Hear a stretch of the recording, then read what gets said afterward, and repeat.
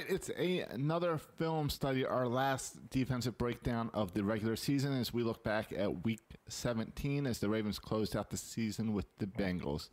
Well, I guess the regular season. Ken McKusick, how you doing? Life's good, Josh. How about you? I can't complain. Joining us, it's been maybe a month or two, and Sarah is back. Sarah, how are you going? I'm doing well. Thanks for having me back. I apologize for the last one. That COVID Pittsburgh game threw us off. We had to record on a night that I was going to a wedding, so I appreciate you guys last minute finding a new guest for me. All right. Hope the wedding worked out okay. It's a wedding during the time of COVID is a challenge. Small one? It was very small, which is why I didn't feel like I could cancel. I was one of the few that got to be there, so I wanted to make sure I was full attention there. All right. Very good. Glad that worked out. Anyway, we're thrilled to have you back, and we got a great game to talk about. The Ravens obviously off to Nashville for Sunday's game. We're excited about it. Maureen and I are heading out there to do it, ignoring all of the warnings that go with that. But we're going to continue our streak of going to playoff games, and really looking forward to that. But this game we got to talk about first from Cincinnati. Just an outrageous defensive performance. Outrageous is right. When you have 11 possessions, 7 of them are punts, and 7 of those punts are 6-3 and outs, 2 interceptions, 1 field goal, and then another possession, the game just ends. That is completely dominating the other team. So that was very fun to watch. The Ravens just allowed 40 offensive snaps from the Bengals, which is the all-time franchise low. It's happened now 3 times, once in the playoffs against Kansas City in 2010. I think we'd take that again if it happened this year. That was at Kansas City game. They won 30-7. Also, the other time it happened was the 11-sack game at Tennessee, which would be just fine for this next Sunday. We'll take that. 40 snaps. We'll get into it more. But 40 snaps is ridiculously low. Mm-hmm. And I'll let you get through the rest of your talking points on that. But what a fresh defense this will be going into the Titans. Yes. Let's talk. There's so many facets of that. Let's let Josh do a little business here. We'll come right back to it. Okay. All right. It's MyBookie, and just because the regular season's over doesn't mean that your time at MyBookie is over. In fact, now might be an even better time to hop on board and make sure that you're using the promo code RAVENS, and they'll match you halfway and give you a head start on building your bankroll. You put in $200 and you get an extra $100 to play with. Joining and depositing is a simple process as well. And of course, taking money out when you win is just as easy. Treat yourself to some extra holiday. It's not holiday anymore. So treat yourself to some extra cash this new year by investing in your intuition. And I looked earlier today. If you want to put money on the Ravens to win the Super Bowl, it's plus 1,000. Plus 1,000. Okay. So $5 wins you $50. Not terrible.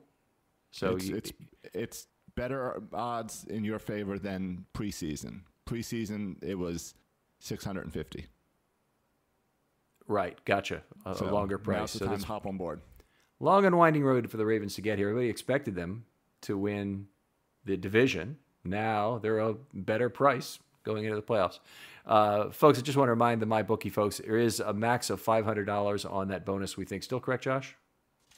Yes, that sounds right. I don't have it. That they'll match. That they'll give you an extra $500. Okay. If you put in $1,000, they'll give you $500. Want to make sure people don't waste their first deposit and get the maximum value out of that. We're not getting any portion of that, by the way, folks. We don't get a portion of it, but I do want to see people get the best gambling value if they're going to do it. Let's talk about the rest that we just teased before the ad here. In preparing for these playoffs, it could not have gone better in terms of having a fresh set of players. And in fact, a lot of what's happened this week has been remarkably positive news since the last game, since the Giants game, in terms of setting us up for the playoffs here. But they avoided any serious defensive injuries in the game. Are you aware of any, by the way? Did you hear any from Q or from other people after the game? I haven't heard of any, unless, reporters asked about the injuries that we knew of. They didn't ask about McCary. I wish they had asked about him. But all the guys that are kind of questionable, John Harbaugh gave, hopeful news on all of them, including Yannick Ngakoue, Jimmy Smith, Sam Cook. He's obviously special teams, not talking defense, but looking up, Ken. I mean, right at the right time for all of these guys to be coming back. Yeah, it's outrageously good, frankly. Having Jimmy Smith back, we're going to get into the secondary in a minute in terms of what a change that is, but the amount of change we've had there in the last week is ridiculous. We talked about the 40 snaps already. One thing that I think sometimes goes unnoticed is just how good a snap manager Martindale is. No front seven player in this game had more than 27 snaps. That from someone who looks at snaps week to week, that's outrageously good. And mine, take out the penalties that are accepted, and they also take out any kneels or spikes, which I don't think there were any in this game. So, it takes out a handful of plays, but still 27 snaps, extremely low when we've had Wolf and Ellis and others playing, 55 and 60 plus snaps in some games on the front seven. They were not taxed in this game, even though the Ravens only activated 4 linemen for the game. So they activated 4 linemen. It's 4 guys they're going to need in the playoffs. In fact, I think next week against the Titans, they'll add Ellis to the group of actives. So. Yeah. Mm-hmm. Yeah, you'd want 5, wouldn't you? Yes, you would, with Derrick Henry coming, yes. Yeah, there you go. So you're going to have to play a lot more 3 down lineman sets. In this game, they didn't have to play much of that at all. So, a great game for the defense in that way. I thought there's other stuff going on in the game that I really liked. Deshaun Elliott got taken out of the game after a hard hit late in the game. And it was fairly clear that Martindale wanted to, or maybe Harbaugh, wanted to send a message, hey, look, we're resting up for a playoff game here. Look at the scoreboard, dummy. and was really just telling him not to hit like Deshaun Elliott does. You save it for next week kind of thing. Elliott did go back in for the last 2 snaps of the game. So it was a discussion point, I think. So it was a hard delivering hit, not a hard hit that he took. That's correct. Okay. That's correct. I mean, whenever he delivers a hard hit, I'm concerned. Because the Ravens don't have any backups. So you could lose a shoulder. You could lose something. Yeah. There you go. Give yourself a stinger. There are lots of ways. The backups got a fair amount of play in this game. So we saw Christian Welch in the game at inside linebacker. We saw Nate Brooks in the game, which is really kind of weird to see a wide receiver number in there playing defensive back. But number 17 was in there playing defensive back. And Jordan Richards got in for a handful of snaps at the end of the game, some for Elliott. And Clark missed 2 snaps finally for the whole year. And he missed the last 2 snaps of the regular season to kill off a perfect season. I wonder how he feels about that after the interception. Good question. All right. Might not be important to him. But anyway, just go ahead.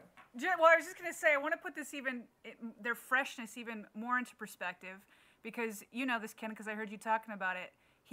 Martindale also managed their snaps very well the week before against the Giants. Mm-hmm. So I went back and looked. I wanted to see how many snaps these defensive linemen had taken over the last 2 games. So Campbell's at 47, which, as you said, you could get that in 1 game. He had that in 2. Williams at 49. Wolf has the highest at 65, but let me again put that in perspective. So he had 65 in the last 2 games. He had 56 alone the last time the Ravens played the Titans.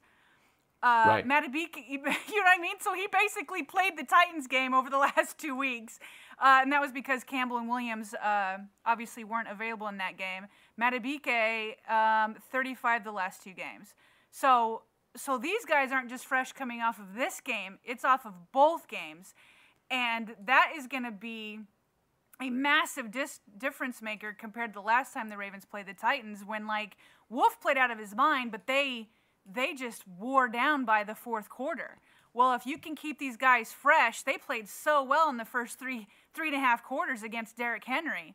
You have this type of rotation going. You put Ellis into that. That gives me a lot more comfort going into that 4th quarter that if they start well, they can also finish well against Derrick Henry. I completely agree. And that was really, to me, was the biggest problem in that game. It wasn't Wolf. I thought he played very well the whole time, but Ellis really wore down, and not having 2 nose tackles for a game was a big mistake. They had Aaron Crawford available from the practice squad. They could have brought him up for that game. They didn't do it. He would have made a big difference. I thought he played pretty well. I think it was against Pittsburgh he finally got a chance. But he played pretty well the one time he was up. And I was upset about that game. And Ellis very overworked, and obviously they ended up going to overtime in that game and losing 30-24. But it was very much Ellis had 58 snaps that game. I don't know how you keep up on that. And Wolf he was the one that gave up I think it was in overtime, he gave up that big run to Henry, and he even said at the end of the game, he's like, that was on me, but nobody can really fault him. after playing 56 snaps. So, and the other thing is again, against the Bengals, the defense had 400 rushing yards on offense to get them to, 40 yards of time of possession versus 20. So, I mean, the Ravens offense had double the time of possession. You're not going to get that against the Titans because they have the same basically strategy. So last time the Ravens played the Titans, it was almost split down the middle, 31 for the Ravens, 33 to Titans. So the Titans can hold on to the ball and churn out long drives also. So that management and having all the healthy defensive linemen is going to make, I think, all the difference in the world. Yeah, it absolutely makes an enormous difference. And you're right. It's a very important thing to recognize is that in order to have a dominating defensive game, you often have to have a dominating offensive game where you're continually controlling the clock, keeping your own guys fresh. And it's snap count that really matters for staying fresh on defense, but it's time of possession by the offense that reduces snap count on defense too. So it's a couple of components you're really working on. The Ravens did a marvelous job of balancing that in this game. All right, let's get on to the second topic here, which is how well the secondary looks relative to last week. And I want to set this story up because I was very down on what the Ravens did in the secondary against the Giants. I thought they took a big gamble. They activated only 4 guys. The 4th guy was Pierre Desir. So they had the option also to bring up Nate Brooks for that game. But in the first game, Humphrey actually got hurt, and they had Desir in the game as the last man standing, not the next man, the last man standing. So a scary situation anyway, not what they wanted to do. Compounded by the fact that they had Richards in the game to replace Elliott for a 5-snap streak as well. So they also had, scraping the absolute bottom. Jordan Richards, he does not play on defense for the Ravens. I mean, he's now had, I think, maybe 8 or 9 snaps over his 2 seasons with the Ravens. So he's not a guy you want in the game. And the Ravens finally have addressed their safety need this week. Yes, they have. J-Ron Curse, which maybe we'll get more into this when we hit the packages, Ken. But as you know, again, there's been no dime packages for weeks on end. And if there has been some, it's been like maybe 2 or 3 in a game. And I'm interested to see if both with Curse there and Jimmy Smith back, Peters back, Humphrey's there, Averett's playing well, will we be able to get back to a dime where we're not as worried about the linebackers in coverage and we can use safeties up in that dime backer role? So right on the money. Damn, I love having you on the show. I got to tell you. 163 dime snaps they played this year. Most of that, or a lot of that, was 4-corner dime they played against Pittsburgh, or dime they played earlier in the year when they were trusting Levine more in the role and had Gilchrist also. Remember, we had Gilchrist for a while earlier in the season. But now for the year, 163 out of 948. Just let me do a little bit of math here. So they're at 17.2%. It's interesting. I thought it was 16.9 going into that game. Anyway, off the top of your head, I don't make you do the math. What's the percentage in past years, would you say? Well, I was going to tell you. It's 42.1% dime and quarter packages last year, which was the most ever by the Ravens. Previous high was 34.5% in the 2000 Super Bowl year. And then otherwise, in a normal year, they've had about 28 to 30% dime. So this year is exceptionally low, and it's using board as this proxy dime back that's been. And I'm with you. I think they need to at least have the option to play dime, but I think Curse, given his hulking size, certainly is more of a box safety, but hopefully, and I really don't know this about him, he has the ability to understand his own zone responsibilities well enough and understand, as safeties usually do better than linebackers, what's going on behind him in coverage so that he can use that information with reading the quarterback to get into passing lanes. 100%. And we can get deeper into it. I'd be curious. Well, I'll ask you this question when we get to the packages, Ken, when we talk more about the race car and all that. But I do have a question for you there. But it's so, my question, I'll get to it, is it's like a good problem to have. Like who are you going to choose now to be in those dime packages when you have, now you can choose from 7, that you don't have to just be like, okay, these are the only 6 that we have. And when I say 7, I mean including board and the other guys in there. So, but it feels so good, and I can only imagine what Wink Martindale is feeling to be like, look at all the options I have at my disposal now, and guess what? Offenses haven't been able to prepare for it on film because I haven't had it. There you go. So this is going to be a little bit of a surprise attack, I think, with some of the packages he may be using. Now, the normal rule is for advanced scouting is you go back 4 weeks. So you're looking back 4 weeks. So if he goes back to last season, I think they will not recall, or they will not have on in their preparation a lot of what the Ravens may be doing on dime. Now, maybe they've got a really good advanced scouting unit, and they'll say, hey, Jaron Kearse completely changes that equation. If he's in there, we got to look at the dime again, and then we got to figure out how to attack it differently than going after Chris Board or Queen or whoever might be in the game in that package. Right.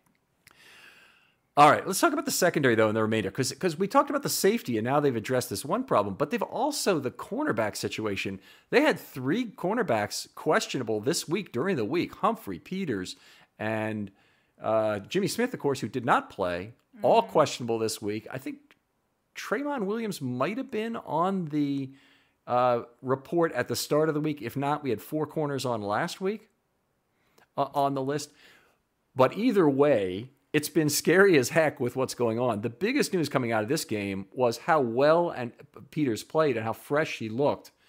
Looked like he had his speed, looked moving normally. And, the last time we saw him, not everybody probably noticed this, but on the safety against Cleveland, because I think that's the last time he played, he got absolutely run over by Jordan, I can't remember his name here, Jordan Richards, on the safety, when they were trying to defend the entire field, and got rolled up at the very end of that play. And, what should be a joyous moment, I'm like, what's happening with Peters over there? Peters? And, we're going crazy.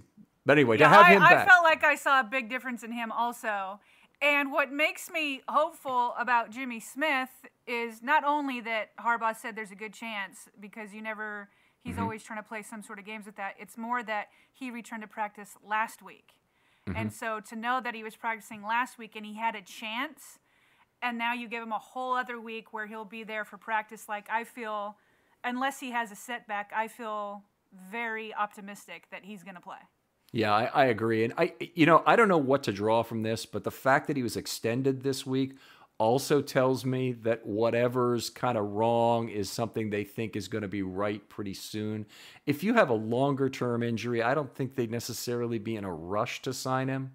If the shoulder or any one of these other joint things, which it just seems to be about every joint on his body right now, if any of those were more severe injuries, I think they'd be more hesitant to sign it. But they think he's ready at some point during the playoffs, or I don't think they'd have done it. Yeah, well, I guess he could have still been weekly, and they're not quite sure with game time decisions, and they may have done it. But I agree with you that it's not a long term issue. And I'll just say this, since we're talking about Jimmy, and just a quick reaction to that signing. I've said this for the past two years, Ken. I've been on here the last 2 years, and you were like, I don't know, this might be his last year. And I'm like, nope, Ken. I think it's going to happen. And I just think that he's falling into, Jimmy Smith, because of his injury history, so from outsiders, fans, and reporters, he doesn't fall into that Raven for life category. But I think that is what he and Harbaugh and the Ravens, Eric DeCosta, are going for. I think Jimmy loves this organization from the day that he was drafted, that the Ravens stuck behind him despite all the draft reports that he was trouble, bad character issues, red flags, all of that. And the Ravens drafted him. I still remember Torrey Smith sticking up for him in that first press conference when they were both his rookies coming in. And all the questions were like, what about your character? And so the Ravens have stood by him. And so he wants to stay with the Ravens. I think they got him at a very reasonable price for a starting caliber defensive back where, it's draft up capital. to 5. You mean now, where they got him during the draft? No. The $5 million. I switched, okay. Yeah, the $5 million. Sorry, I kind of switched gears from the draft to what they just signed, what they reportedly signed him for, which is up to $5 million. But that's if he's balling out. More likely going to come in between, $1 and $2.5 million based off of what he does. And so I think that's very reasonable, even considering his injury history, because again, when they have everybody back, he will be like cornerback number 4. So I love it, and I'm happy he and Harbaugh have that strong relationship, and I think he's going to retire a Raven. Yeah, I agree. I think, and I don't even know whether it'll be after next year. I mean, I think it could possibly go on 1 year at a time. There's 3 Ravens that I can think of that are currently in that same category that I think will probably finish as Ravens. They're all in their 30s, and they're guys that I see sticking with the team. And I'm not even counting like a Derek Wolfe in this category, who, if he signs his next contract, odds are pretty good he finishes with the Ravens. But the 2 other guys are Pernell McPhee, who's, I know he's on his second tour, but it seems to me right now his injury history is something other teams don't want to trust, but the Ravens really understand his value, and I think they're going to keep him coming back on a for-life veteran contract for as long as he wants to play football. And at some point, Pernell McPhee is going to decide he wants to do something else with his life, coach college football. The injuries get to be too much, whatever it is, but. At $1.5 million a year, or whatever he'll make otherwise, it seems like a pretty cool place to spend your time otherwise. Yeah, definitely. Both of them keep doing these 1-year contracts, maybe a 2-year, and you retire. You don't even have to finish out the second one, and the Ravens aren't hurt by it, or like they did with Yonda. But okay, so you said Jimmy Smith, McPhee, and who else? So the other one is Levine. And, so he's been one of the guys who's been on these rotational 2-year deals, meaning every 2 years he becomes a free agent, signs a new 2-year deal for about $3 million, or it's usually vet minimum plus $200,000 to $400,000 of signing bonus. That's the perfect price. And when you can make a defensive contribution also, the Ravens have done a great job finding value in those guys. Albert McClellan, Gary Stills, going back a while. These were guys that they had other value from. Levine for years, great dime back, and the Ravens, frankly, didn't figure out that they had a great dime back on their hands for a long time, but then he was. Now maybe he's a little bit past that. Maybe they don't trust him on defense, or maybe it's just the injuries this year. Maybe next year he'd be fine going back to playing dime. So we'll see, and he could be one. But now it looks to me like Chris Board might be the new guy. If he's a guy who can play linebacker in some situations and also be a great special teamer, that's the perfect Raven for life kind of 2-year at a time guy. For sure. And Harbaugh was, raving about him, or has recently. Another guy just coming up out of nowhere. And Harbaugh talked about how, you get a lot of these linebackers that make the team for their special teams ability. And it's rare this quickly to suddenly catch fire on defense. And Chris Board has been able to do that, specifically as a pass rusher. Not as much in coverage, although he had a sweet coverage play against Giovanni Bernard, where he I thought for a split moment that it was Marlon Humphrey, because he was keeping up so quickly. You also had the 4 on the back of the jersey, but he was keeping up and using that sideline so with defensive back savvy. I was like, where did this come from? So yeah, I think he's definitely trending up. Yeah, very positive about him. And the Ravens did have big hopes for Chris Board as a playmaking linebacker, not just a special teamer, when he was a rookie, and it didn't work out because of injuries. Got on the field for a couple plays, and then not many the year after. I think he's in year 3 now and not year 4. I think he's in year 3. So they're at a point where they could sign him for 2 years here, or they might just decide, let him go and then bring him back kind of thing, which they often have done as well. But anyway, I did want to talk about the cornerbacks. I kind of got off target here. The Ravens now, they're 5 cornerbacks that they had active in this game included Brooks, but it was Humphrey, Peters, Averett, and Tramon Williams were the top 4. They actually all got in the game together for 1 snap, but that's a pretty good core. You add back in Jimmy Smith to that group and discard Brooks, that's the best cornerback group in the NFL right now. Oh, without a doubt. And I just love, again, you mentioned Peters feeling healthy. I mean, they all complement each other so well. And Averett, we'll talk about him later, completely coming on. So it's a fantastic secondary if they can all be on there together. Yeah, smoking game for sure. And obviously, if you were going to be afraid of one thing about the Cincinnati Bengals, it's their wide receiver core. And they lost T. Higgins early in this game, but they still have a pretty good group of wide receivers. Their quarterback had a 97 rating coming into this game. Well, in this game, 2.3 yards per attempt, 2 interceptions, and a 0.0 passer rating. This was the first time, this comes from, I will give the appropriate person credit here, Brent Dawson, who does some work on FilmStudyBaltimore.com. It's the first time in NFL history that a quarterback has had 20-plus attempts with 0 sacks and a 0 passer rating. First time in NFL history. Now, what that tells you is that it wasn't all the pressure the Ravens generated, and that's certainly true. We're going to talk about that a little bit later, but that's certainly true. It wasn't all pressure that generated the 0, and the secondary deserves an extra helping of the positivity after this. Oh, and again, to your point, the secondary played that well, and then we're about to even get another upgrade. Yes. So it's which they'll need for a playoff run. So next week they're going to play the Titans. What is your expectation? And maybe you've discussed this with other people like you or anybody else you might have discussed it with, in terms of, do you think Kearse will be active, given he's on the practice squad now? And also, I guess we're hoping certainly that Jimmy Smith is active for this first playoff game. Right. I don't know. I was thinking about this as I was preparing for this show, thinking about dime packages. Yep. I thought Jaron Kearse, because he was, brought over from another team, he didn't have to go through, 6 days in quarantine because he was already taking, the tests and all that. So when I found out he was eligible to play, I thought he might be active for some sub packages, and then he wasn't. So, which isn't crazy. I mean, he only had, 3 practices under his belt, and the Ravens like to do lots of different things on defense. So, it's hard for me to say because I can't see. I don't see what he's doing in practice. I can't see it. Hey, I'm sorry to interrupt here. We had a technical issue, so I'm going to send it to the commercial right here, and then we'll be right back. So in the case of how they would use Kearse, I'd start by saying the Titans are set up with a lot of 12 personnel packages. They obviously like to play big because they like to run Henry, but Firkser was a guy who I think had some catches against him in the first game. He certainly is a annoying tight end who has some ability to catch the ball.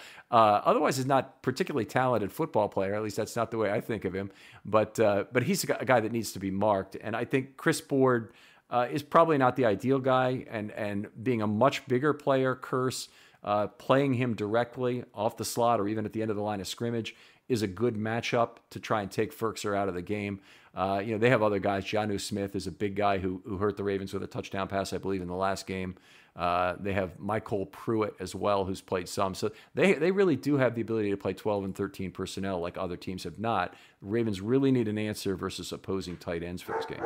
Right, and I do like Kearse's size. He's 6'4", 215, and I'm sure that Ravens fans will remember late in the game, all the defensive backs bouncing off A.J. Brown as he went in to the end zone and scored for the Titans. And so there's certainly that need for the size of Kearse.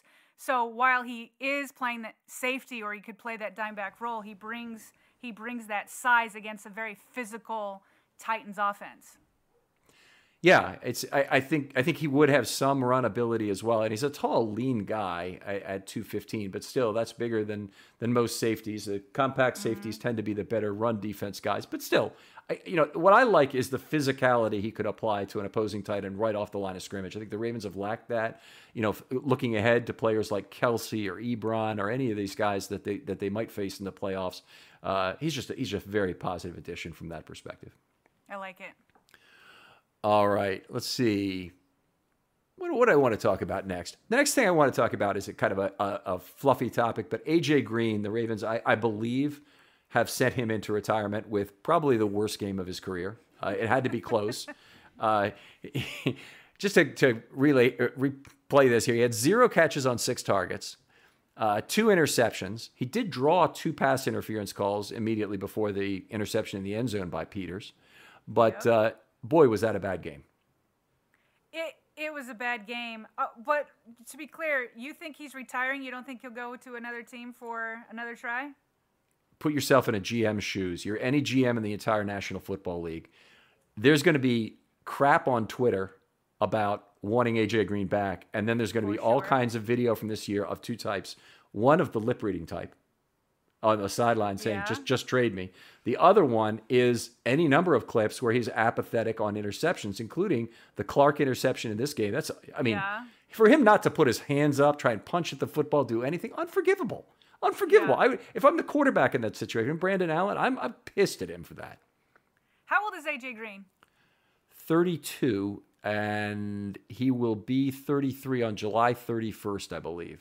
Right. Well, my counter to you was going to be, if I put myself in a GM shoes, Des Bryant just came back from 3 years. However, Des Bryant has the ultimate hungry attitude, where he was willing to do anything. So if you add in what you were, your lip reading, as you phrased it, kind of component, then the body language and all that isn't there like it is for Des. However, I don't know. It wouldn't surprise me if somebody picked him up. It would be a pretty desperate team to really try and do it. I mean, AJ Green's had 5 yards per target this year. That's just terrible. I don't care who's throwing you the ball. The difference between Bryant and Green, and Bryant's been every bit as bad a receiver as Green has been this year, but Bryant is trying, and it's very evident in his run blocking how much he wants to try and help the team in whatever way he can. So on the 72-yarder by Dobbins, there you go. Example. A run down the right sideline by Jackson. He also had a good block as well. I mean, he had multiple good run blocks in this game, in a game where he obviously had a lot of opportunities with 54 runs, but I still liked every time I see him making a good run block. In fact, anytime I see any eligible receiver making a good run block, I'm happy. Right. Well, I do expect it on Twitter, and so I'm sure you will have fun slapping Ravens fans down, being like, no. Isn't he, in a way, the ultimate example you use for any 33-year-old receiver people want signed? I mean, basically, my rule is never sign a guy that age to a contract where you think he's going to be immediately productive, because the Ravens' offense is different from anything else in the league. They don't throw the ball that much. Receivers get unhappy. They have to do more blocking. They don't like that. Antonio Brown here, I think, would have been a nightmare. I mean, I don't think it would have worked out. So, all these older receivers that everybody seems to want on Twitter, and I say that, I know 94% of the people on Twitter don't want it, but the 6% that do want him are very vocal. Loud. They're yes, vocal. They are very, very loud. Yeah, no, I mean, whatever, this is defense. I know that the Ravens are 32nd in passing, but I like the route that they took with these younger receivers. I'll just leave it at that. Me too. Let's move on to packages here, because we've obviously, you've been dying to talk dime with me, and anybody who wants to talk dime with me, I'm dying to talk dime with them. So talk about a little bit about what they used in terms of packages. They did not play any jumbo. So one of the interesting things was the Bengals got 1st and goal at the 1 yard line. Well, there's no need to change package. We'll just play the nickel still with 2 down linemen. I can just tell you, as a defensive analyst, it's very unusual that teams will do that. They'll at least put in their base defense when the other team's trying to run from the 1 yard line. Right. But not the Ravens. They completely dissed the Bengals offensive line basically with this. And not only that, the Bengals then threw the ball. They got great pressure from the only 2 linemen they had on the field. And he threw one of the easiest flotation devices you'll ever see for which probably, if he'd gotten control of the ball or a step earlier, I think would have been a pick 6. Yeah, well, it ended up not mattering because J.K. Dobbins went and took care of the rest on like the next play or the next play. Yep. 2 plays later. So I know a lot of people are like, why didn't he try to run it back? And like as I was like trying to reply to him, there went J.K. Dobbins, and I'm like, it's all good. But no, that is hilarious that they're a nickel. And you're right. I mean, it was only 2 down linemen, but it just happened to be Calais Campbell and Brennan Williams, and they just went straight up the gut. And Allen was like fearing for his life, so he threw that floater. But a very odd call, but it obviously worked out. We heard a little bit of flack on Twitter today. Of course, I don't know why my life revolves around Twitter, but once you have your tweet deck up, what I would encourage people is, if you've got multiple computers in your room, which I do, don't have TweetDeck up on multiple machines. It forces you to look at these same messages a couple of times, but I do. And I have to kind of keep myself from spending too much time on it. But the thing I was noticing today was that Calais Campbell and Brandon Williams are the 2 defensive linemen who actually are back from the previous Tennessee game that weren't active for that game. So those are the 2 guys they put in at the goal line, and you hear a lot from Titans fans. What kind of difference are 2 defensive linemen going to make? You think that's going to be what stops Derrick Henry? Yes. Well, yeah. I think that is the difference. Yes. So anyway, good news there. The Ravens played 3 snaps of base defense in this game. the Bengals did not play much 12 personnel, but when they tried it, the Ravens put in their base defense if it was done on early downs, and I don't have the yards per play on those base packages right in front of me, but it wasn't particularly bad. The jumbo nickel, they played 13 snaps. That did not end up as good. They gave it up to 55-yard play with it. Jumbo nickel, 3 down linemen, 1 inside linebacker, 2 outside linebackers, and nickel secondary. I put that one on Deshaun Elliott. I mean, he just overran it and only got, yes. I mean, he had a clear line to go and blow that up in the backfield, and the angle was bad. He overplayed it and got one hand, and he went off for 55 yards. Luckily, Humphrey saved the day on that one. But anyway, I'm sure that hurt those jumbo nickel package numbers. That was most of it. Yeah. That was most of the damage. When you look at the jumbo nickel combined with the standard nickel, it's not bad, 5.3 yards per play overall, but they were over 7 with the jumbo nickel. The standard nickel 15 times, used it against 11 personnel on early downs, and they alternated a little between those two packages in this game. Bengals averaged only 3.6 yards per play with the standard nickel against the standard nickel. So already that's 31 of the snaps right there. They only had 9 other snaps they ran of any type. The rush nickel came on. That's the one with 3 outside linebackers, and they used that for 4 plays.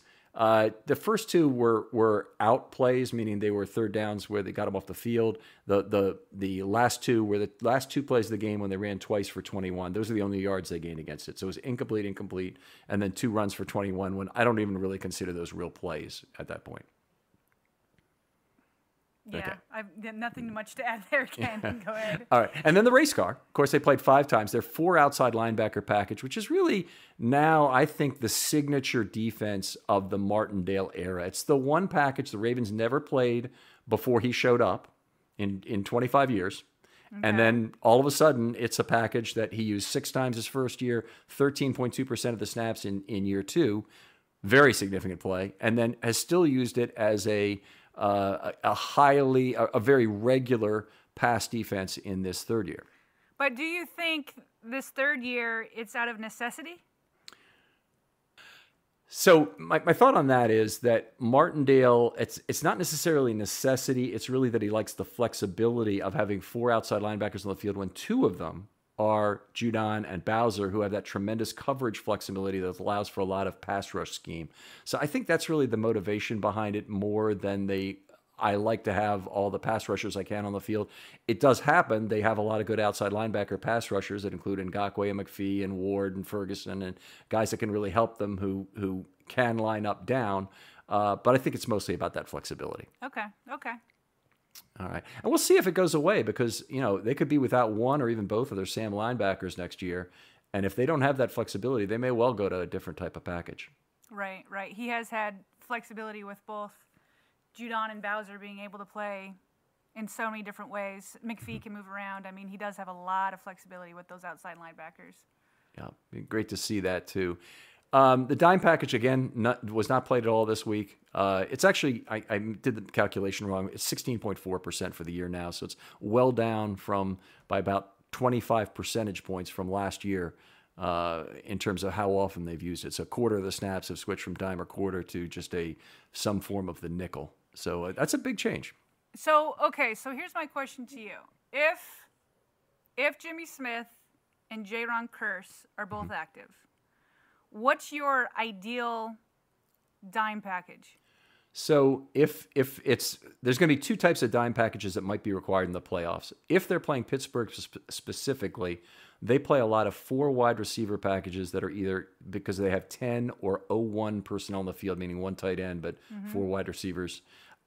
With that, in those cases, the Ravens are sort of forced into a 4-corner dime that they played in the first meeting with Pittsburgh, and their weakness there is that they don't really have 2 slot corners. So it'd be Humphrey and Tramon Williams would have to be the guys who would be slots in that, and then they have 2 outside corners with probably still Averett and Peters based on where we are now. Although, having Smith as the first man up is tremendously valuable.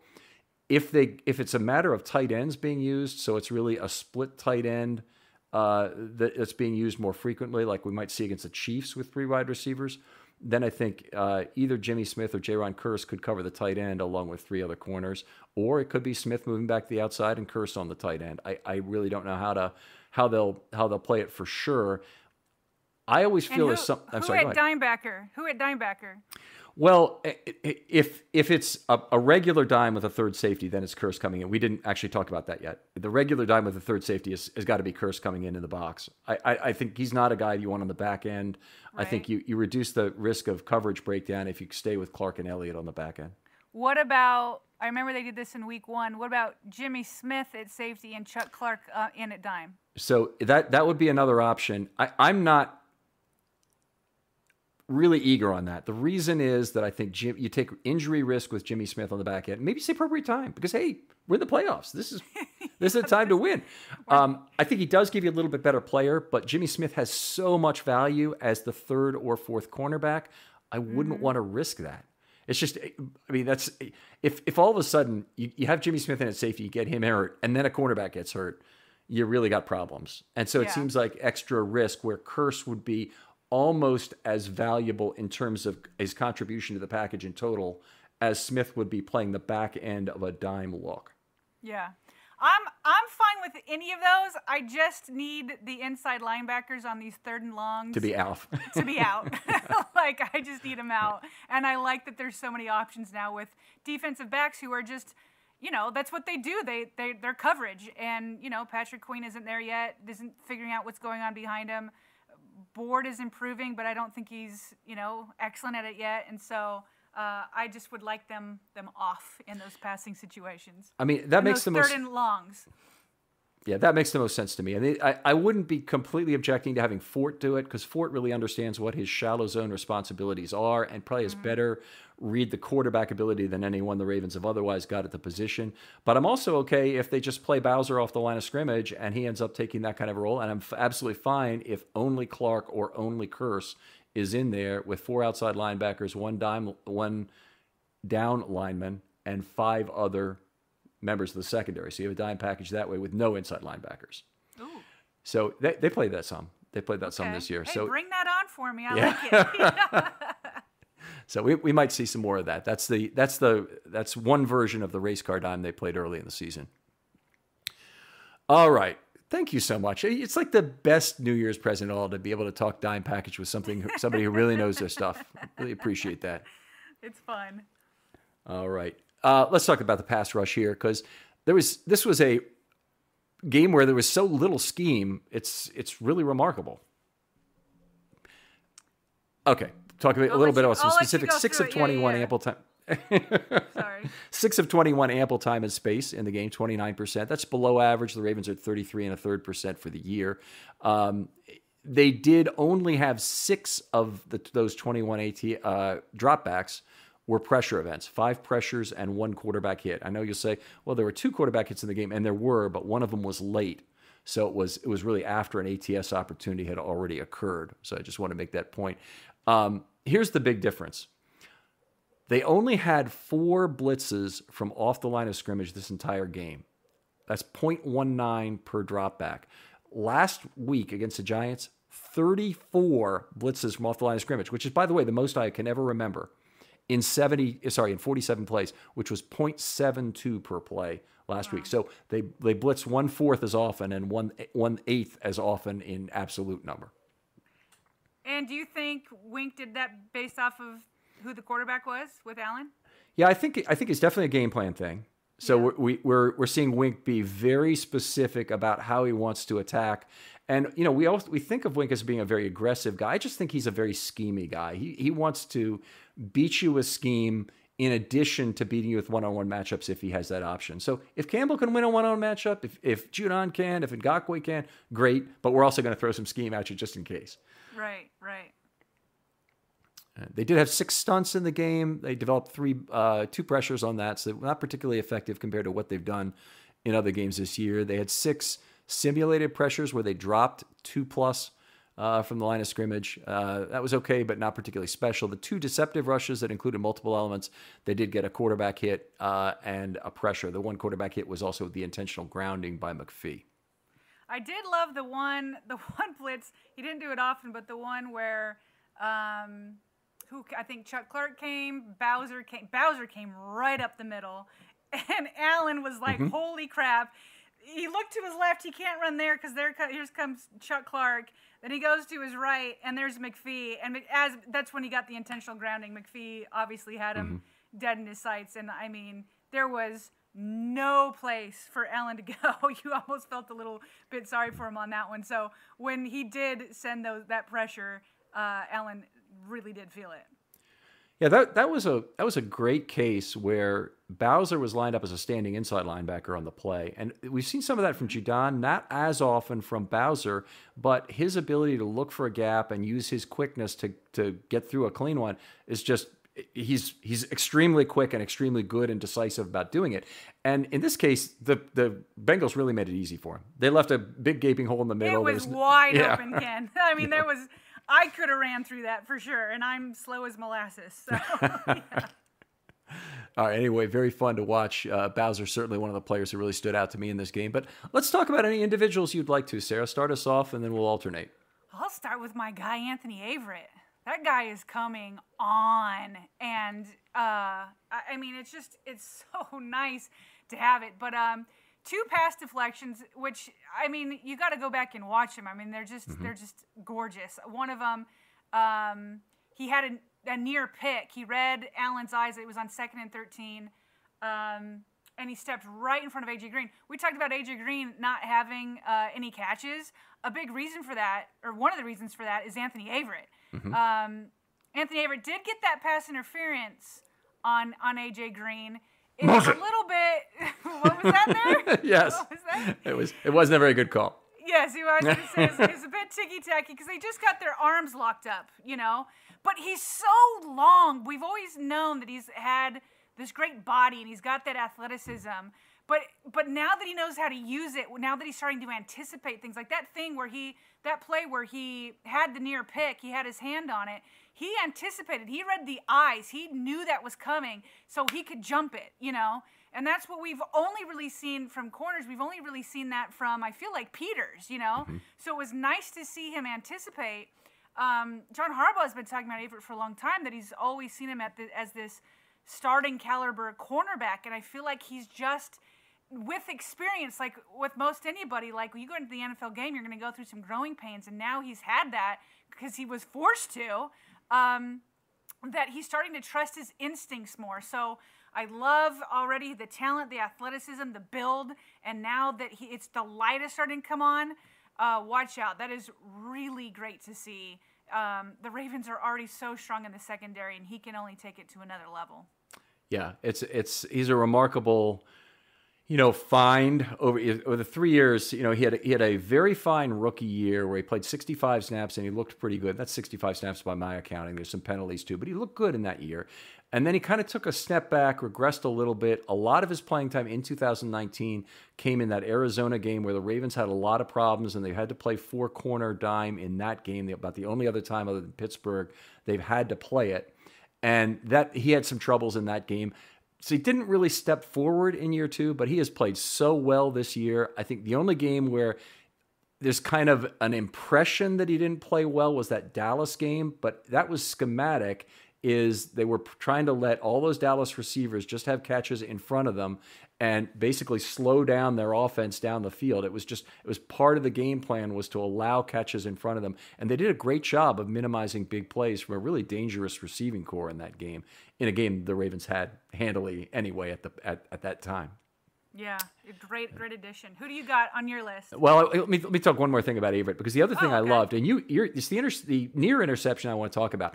It reminded me very much of Peters' interception, because Peters, same kind of thing, one hand, right arm extended, tip drill to himself, and Peters has a lot more experience, obviously, in playing the football than Averett does, but he made that great play. And Averett also, he was just like not even a half step late. He was inches late in terms of getting the interception there, but sometimes that is all the difference. The other break on the football, to basically come to the same spot, I thought there was a flag out. I thought there was going to be some sort of an interference or a holding call, probably an interference call, but he was there right on time. You look at that, there's no way they could have called interference on that, and it turned out to be some sort of formation or illegal shift penalty that they'd called on the Bengals. Well, what I would also like to just, like, it feels like until this last game there was a little bit of a turnover drought, and the Ravens are mostly this forced fumble turnover team. And as you've pointed out to me before, when you get those forced fumbles, it doesn't always mean that you're going to recover them. And so you want those interceptions. And so if with Peters back healthy, if Averett just keeps getting better and continues to trust his instincts, it would be so nice to get, an interception from him, another turnover. Because, I mean, these are the things. There's just one or two plays every time in the playoffs, it's going to, like, change the game.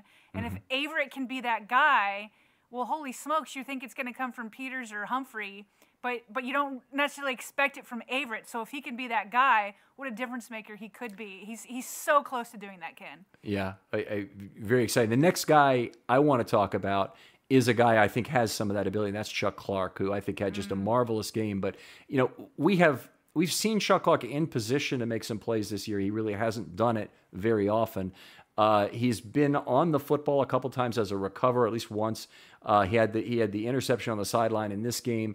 He did have previous interceptions. He had an interception at Kansas City in either 18 or 19. But he's it's not like he's not a turnover guy. I think the ball hasn't just fallen right.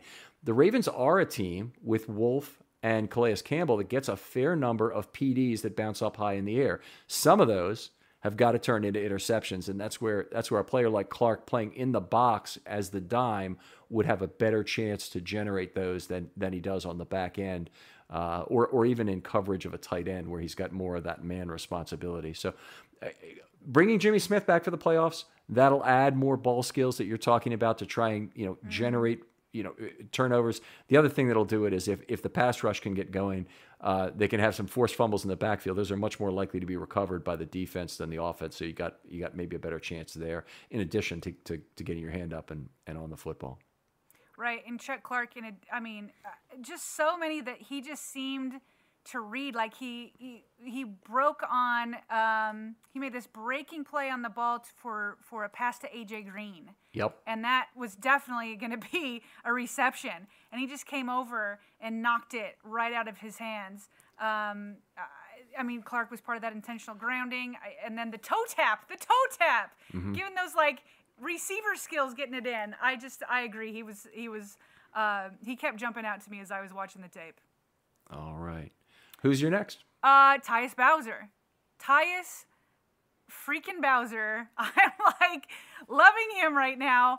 And here's the thing that, like, again, watching, basically, what I do in preparation for this is I go back and I make sure I watch every play on the Game Pass. And anytime somebody pops out on me, Ken, I just write a quick note. Mm-hmm. And it's Bowser's name when I went back through my notes to see who I would like, okay, who's the guy?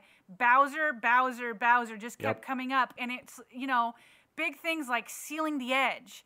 I just over and over and over again. And I'm just like, thank you. That was such a problem last year. And then there was the one where he had the diving open field tackle on a third down to force a punt in the second half at some point. And I'm just like, if he had missed that would have gone another, I don't know, at least 5 yards, if not more. But just diving after it in this open field. And I'm like, where has this Tyus Bowser been for these first 3 years? But he is exactly, I think, more now what the Ravens envisioned when they drafted him with that second round pick. Just not necessarily big, huge stats, but such an important part in sealing that edge. Yeah, I'm very concerned about what other teams, specifically the Jets and Patriots, are going to want him this offseason. They both got money, and they have a good chance to outbid the Ravens. But, he's certainly a player that brings an awful lot to this team. I want to go back to your process for a second because, first of all, brilliant. That's exactly the way I do it. And it's also when people always ask me about how do I get into this? How can I study film? Well, it's just do exactly what you said. is basically write down the quarter and time and then just describe the play. And when a player sticks out to you on a play, develop a shorthand that will allow you to relay that quickly, whether you want to do that on Twitter or whether you want to, count something, that's fine too. Or if you just want to watch film and try and figure out what's going on play by play, just do exactly what Sarah said. She's perfect description of exactly how it should be done. Well, and it's easy if you want to try. Go ahead and do it on this one because you only have to do 40 snaps. Yes, I was going to ask you, Ken. I felt like your defensive notes came out much earlier than normal. And I was like, is it because it was only 40 defensive snaps? Yes, you're exactly right. So my notes were done overnight for the first time this year. I was done like 4:30 or something. And it's the first time this year I've been done that early. Wow, good for you. All right. I'll take the next player. I'll take Marcus Peters. There were situations this game Marcus Peters did not play perfectly. He was blocked on some run plays. One thing I'm noticing from Peters, and one of the things that made him look healthier than he might have been, is he was aggressive and physical. Now, Peters, I think of being very selectively physical and perhaps at the direction of the team, which would be smart, or perhaps just in his own decision-making about his career, has decided to be less physical under certain circumstances. But I've been noticing a player who wants to come off the edge and make a play against the run more often than not. And I noticed that too. In fact, I saw it so much that because I always hear on Twitter, oh, Peters is a terrible tackler. And again, I'm not saying he's like a tackling machine, but I don't think he's as bad as people say. But to your point, I mean, he was even more aggressive than I've seen before, where he was just like, I just feel like he was loving football. Right. Yeah. It's kind of like when Lamar came back from COVID, this guy was out 2 weeks, right? And it's like, who knows when he's going to have an opportunity like this again, where he's on this caliber of a secondary, this close to the playoffs, this close to having a Super Bowl contending team. He was, I don't know. I agree with you. I saw him be very physical yesterday. Yeah. Even though he didn't always, I mean, he's still got a small body, so it's not like he was always, laying the wood on people, but he was definitely aggressive. Right. There's missed tackles and there's missed tackles, and Peters certainly accumulates some. But when he's an edge player, and this is often true of anybody who gets a free run off the edge, or even when they bubble the play and a lineman sometimes gets a missed tackle, you'll see PFF noted, and other groups will have it. Like PFR now has a missed tackle total online that you can look at. But when they miss, they'll often twist the running back in the backfield 135 degrees. That is like 78% of a tackle right there. If you do that to a running back, he's not recovering to run for 25 yards. 90% of the time. How did you come up with 78%, Ken? That was such yeah, because that's just the way I am. I toss a number out there. We have a thing in actuarial work. You say go for precision instead of accuracy, because no one's going to argue with precision. So anyway, but it is. You're doing most of what you need to make the tackling contribution by taking that ball carrier off his track and either turning his body, forcing him to go to the tripod and maybe regain his balance, doing other things that a missed tackle can generate. And very often a missed tackle leads immediately to a swarm over that can be kind of fun to watch. But anyway, I think I'm really down when inside linebackers and safeties miss tackles.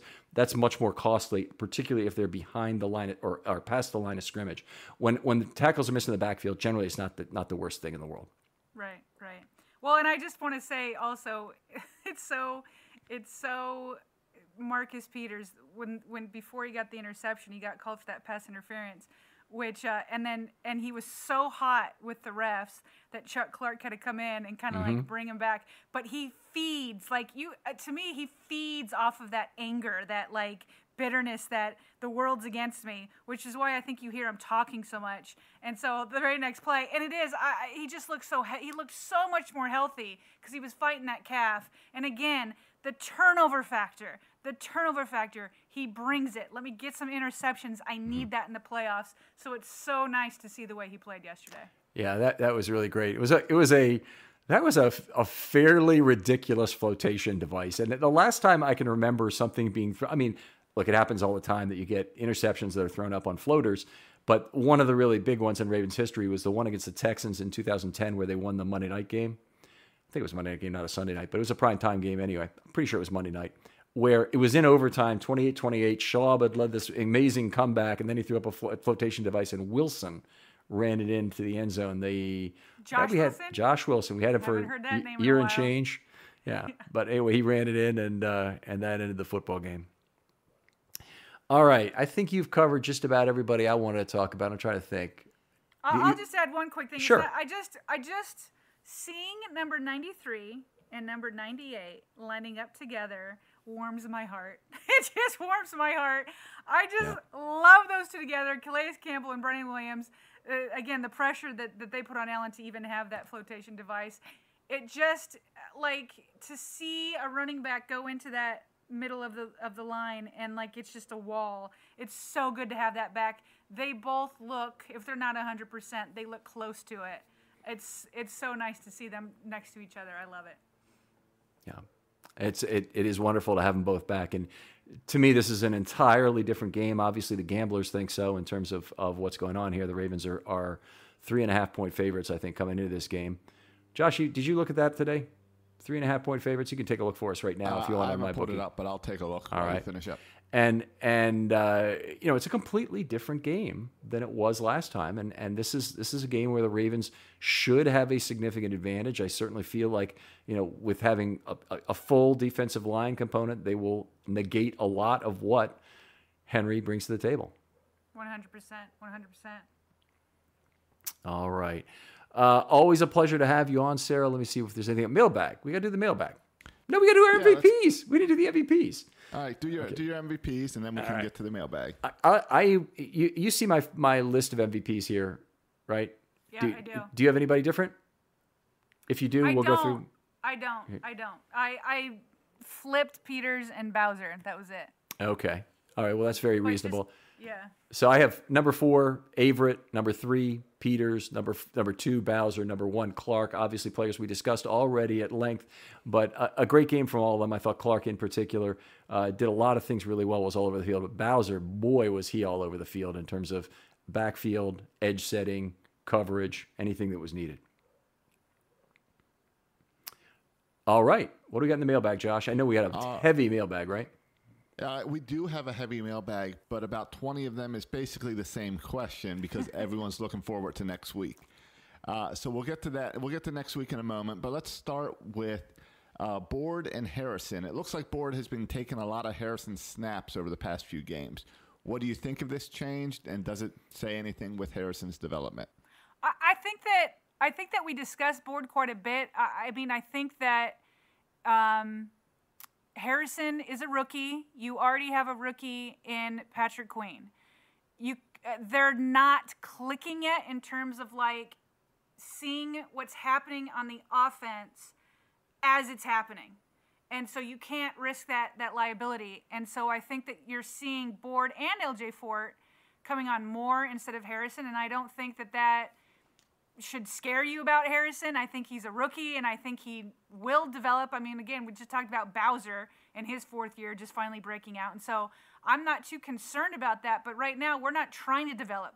We're not trying to develop these rookies. Like, if you're not good to go, cool, we'll get you over the summer. We'll get you in training camp, and then we'll try you again next year. But right now, it's time. It's playoff time. It's do or die time. And so I think what you're seeing is LJ Fort and Board just being a step ahead of where Harrison is, but that doesn't concern me for Harrison's development.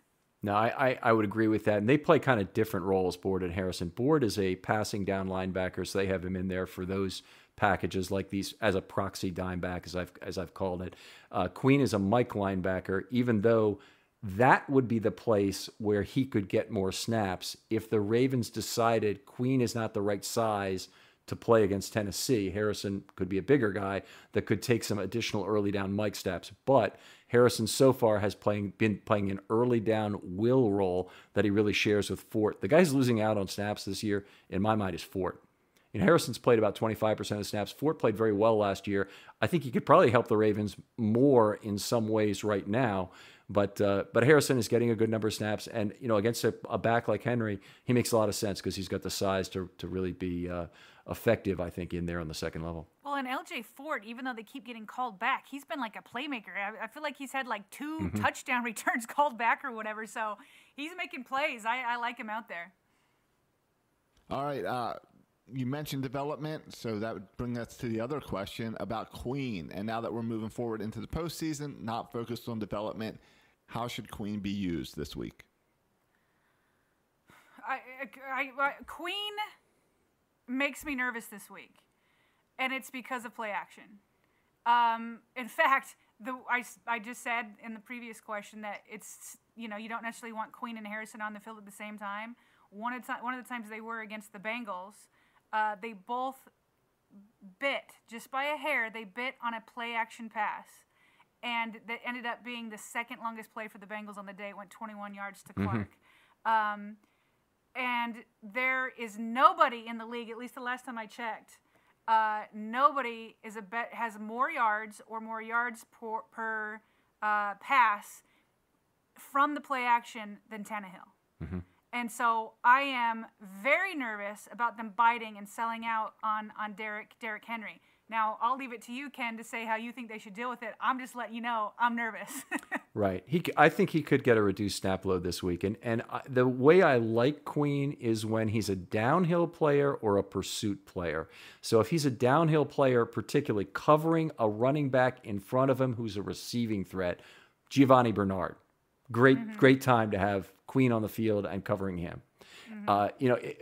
With Derrick Henry, because he's a rushing threat and Queen has a history of some missed tackles, it's a less of a good choice. And then when you get into any kind of zone coverage, Queen's been better. He's definitely been improved over the last few weeks.